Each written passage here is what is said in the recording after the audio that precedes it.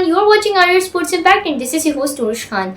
Well, end of day 2 of the second test of the Pakistan versus Bangladesh test series that is being played at the Silhit International Cricket Stadium, Silhit. और day 1 का तो हमने बताया ही था जिस तरह की कल सिचुएशन थी. well I was hoping कि आज पाकिस्तान की batting lineup would step up क्योंकि कल बॉलर्स ने हमारे although I still it can be argued that 278 तक जानी ही नहीं चाहिए थी सिचुएशन कल भी considering they were Bangladesh were 116 for 6 but still ले गए कुछ हद तक. तो मैं तो आज ये सोची थी कि कितने रन्स की लीड मिलेगी to be honest, but lead तो छोड़ें, अभी तक हम ट्रायल से आगे ही नहीं बढ़े.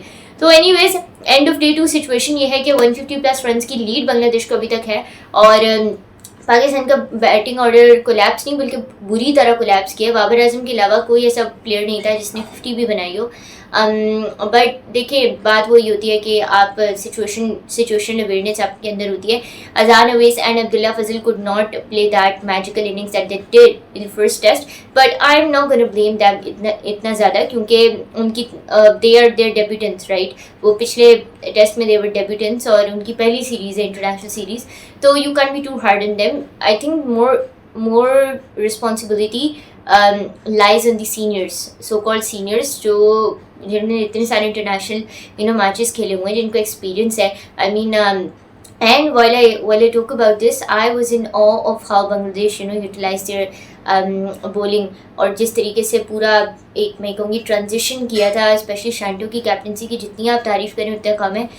तो सेशन बाय सेशन अगर हम इसको थोड़ा सा देखें, सेशन 1 पे तो पूरी कोलैप्स ही आया पाकिस्तान की बैटिंग, लेकिन इसमें जो टेक अवे है ना जिस पे not a lot of people are talking about it was how subtle yet usefully Bangladesh transition with their bowlers. पहले जिस तरीके से तस्कीन वो तेजुल इस्लाम को लेके आए, दैन उसके बाद तेजुल इस्लाम ने जिस तरह से बॉलिंग कराई, पहले हार्ड लेंथ के साथ थोड़ा सा वो किया, नेचुरल एंगल जो है ना राइट हैंडर्स के नेचुरल एंगल को उन्होंने एक्सप्लॉइट किया और जिस तरीके से फिर wicket I everyone saw that के थोड़ा सा उन्होंने जो है ना ट्रैप किया बैटर को पहले. और बिल्कुल कोई इतना ज़्यादा एक्सपेरिमेंट उन्होंने किया नहीं बल्कि अपनी नेचुरल जो उनकी एक एंगुलेशन होती है और वेरिएशन होती है उसको उन्होंने थोड़ा सा देखा और उसके हिसाब से फिर हमने देखा कि किस तरीके से it work for Taijul Islam. Then जब पाकिस्तानी बैटर्स देखा बांग्लादेश ने कि वो हार्ड बैट से खेल रहे हैं, रिजिड उनकी ग्रिप है और थोड़े से they going hard with boundaries and all, तो that moment पे they brought in Mehdi Hasan Miraz और Mehdi Hasan Miraz did what he usually does best,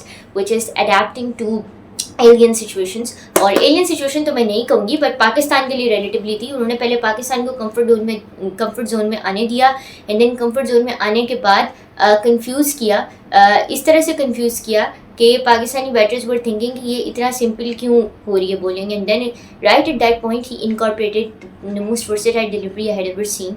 जिस तरीके से उन्होंने ट्रैप किया, जिस तरीके से हमने देखा शान मसूद को जिस तरीके से उन्होंने ट्रैप किया कि बिल्कुल ही जो है ना पिच को पूरा यूज़ करके कंडीशंस को प्रॉपर्ली यूटिलाइज करके एक्सट्रीम वेरिएशंस अपनी जो है ना बॉलिंग में लेके आए हैं. एंड देन एवरीवन सॉ के किस तरीके से उन्होंने एक्सपेरिमेंट किया अपनी बॉलिंग के साथ. एंड देन बहुत ज़बरदस्त तरीके से ट्रैप किया और फील्ड प्लेसमेंट भी उसी तरह से करवाई. ऑफ साइड पर ज़्यादा उन्होंने कॉन्सेंट्रेटेड किया फील्ड को. And then when he was concentrated towards the off side और शान मसूद फ्रस्ट्रेट होकर जब खेलने की जब frustrate in a sense in batting sense की बात करूँ कि फ्रस्ट्रेट होकर क्रॉस बैट से खेलने लगे तो वही उनकी फिर विकेट गई. तो मतलब जिस तरह अब्दुल्ला फजल और अजान अवैस को भी बिल्कुल आउटसाइड एज में ट्रैप किया और अभी हमने देखा शान मसूद को भी जिस तरीके से उन्होंने ट्रैप किया. तो that was a very very अच्छे smart plan from Shanto and he is been like this in the first test as well. तो that has clearly work for Bangladesh. I really wish कि ऐसा कुछ हमारे साथ भी हो. I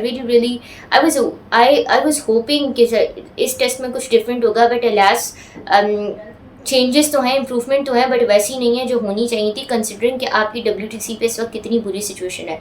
like this is not even the rock bottom भी जो है ना इससे थोड़ा ऊपर होता है. ये रॉक बॉटम से भी नीचे की पोजीशन है इस वक्त पाकिस्तान की and this is appalling. I mean everyone saw pure cricket fans उनको पता है किस तरीके से वेस्ट इंडीज़ का डाउनफॉल आया था, बट वेस्ट इंडीज़ के डाउनफॉल से ज़्यादा बुरा डाउनफॉल मैं ये तक कहूँगी कि पाकिस्तान का इस वक्त आया हुआ, स्पेशली टेस्ट क्रिकेट में. We used to be a nation we to rule test cricket. Yasir Khan आपको टाइम याद होगा, एवरीवन सॉ के किस तरीके से 9th विकेट पे पार्टनरशिप भी लगी है. लास्ट विकेट पार्टनरशिप्स भी उन पे भी सेंचुरी जो है ना 100 रन्स हुए हैं, मतलब पूरी तरीके से वो उसको डैमेज कंट्रोल अच्छे से हुआ है, बट अभी तो बिल्कुल ही कोलैप्स भी नहीं इसको कहिए, कोलैप्स इज़ एन अंडरस्टेटमेंट। तो खैर आगे बढ़ते हैं। फिर सेकंड सेशन जिस तरीके से स्टार्ट हुआ, लंच से पहले तक बाबर ने आके 30 रन तक थोड़ा सा पाकिस्तान को स्टेबल करते थे। लंच के बाद भी ब्रीफली सेकंड सेशन में when we went in second session तो बाबर ने थोड़ी उम्मीद दिलाई, ब्रीफली ही स्टेप्ड अप, 50 तक बनाए, एंड देन उसके बाद आगे जब 60+ रन उनके हुए तो he fell prey to a very beautiful delivery. और जिस तरीके से बांग्लादेशी बॉलर्स ने जो है ना ट्रैप किया, और वही हुआ। फिर तेजुल इस्लाम को जिस तरीके से वापस लेके आए Shanto, and then Taijul Islam did what he does well उन्होंने।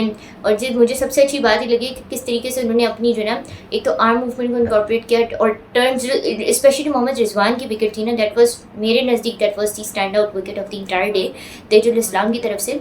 और वो इसलिए इंटरेस्टिंग थी क्योंकि अगर आप उन्हें टेक्निकली डायसेक्ट करें ना तो पहले तो he was bringing in turns, और वो टर्न्स में ही जो है ना रिजवान को इनकी डिलीवरी इतनी ज़्यादा टर्न करी थी, उसी में रिजवान को पहले फंसाए रखा। जब रिजवान उसी केओस में फंस गए ना, तो जो जिस डिलीवरी पे उन्होंने, and when he was Rizwan was expecting कि अब ये अगली डिलीवरी भी फुल ऑफ रेवोल्यूशंस होगी और बहुत अच्छे से जो है ना वो होगी, तो उस वक्त ही incorporated 0 revolutions in his ball, और बिल्कुल एक kind of a flatter type की उन्होंने वो डिलीवरी कराई, और उस पर रिजवान जो है ही को fell prey to it. And as usual हल्की सी भी कोई थोड़ी सी भी डिफिकल्ट सिचुएशन होती है तो हमारे बैटर्स वैसे ही जो है बिल्कुल घबरा जाते हैं, आज भी ये हुआ। तो अब honestly I am lost of words, I don't know, I'm short of words to be honest.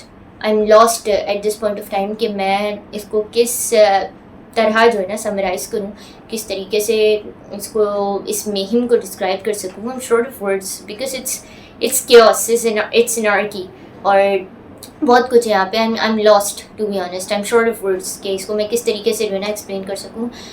ये पोजीशन आ गई है, ठीक है। अच्छा, अभी अगर हम अभी रिसेंट बात करें तो 150 प्लस की लीड, 150 रन प्लस की लीड जो है बांग्लादेश को इस वक्त हासिल है पाकिस्तान के ऊपर। और पाकिस्तान की तरफ से एज यूजुअल अब्बास ने बहुत ज़बरदस्त तरीके से सिचुएशन को देखा, पिच को देखा, और पूरी तरह से पिच को यूज़ किया, सिचुएशन को यूज़ करके बॉलिंग कराई है, और जॉय को जो है ना आउट किया। तो डैमेज कंट्रोल तो पाकिस्तान को करना पड़ेगा, लेकिन डैमेज कंट्रोल के साथ साथ पाकिस्तान को अब देखना भी है, सोचने की ज़रूरत है। Like literally the think tank needs to look into it very seriously.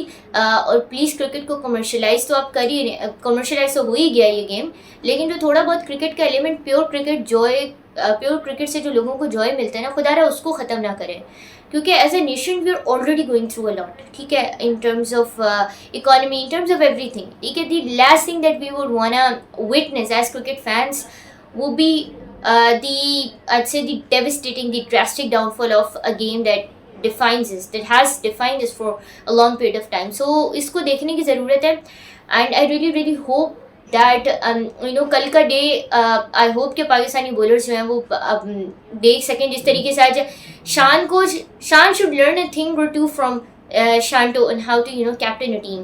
जिस तरीके से he was bringing in जिस तरीके से मुझे तो ट्रांजिशन बहुत अच्छा लगा मेहदी हसन मिराज एंड तेजुल इस्लाम का, उसकी वजह से I think that was the highlight of the day for Bangladesh. और पाकिस्तान की तरफ से मैंने आपको रिजवान की विकेट की हाईलाइट बता दी है, व्हाई वाज इट हाईलाइट वो भी मैंने आपको बता दिया।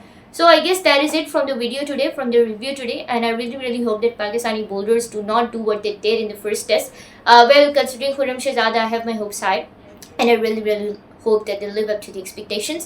Well, with that, this is your host Noor Khan signing off. Don't forget to like, share, and subscribe, and press the bell icon to stay updated with all the latest videos from RR Sports Impact. Till next time, this is your host Noor Khan signing off.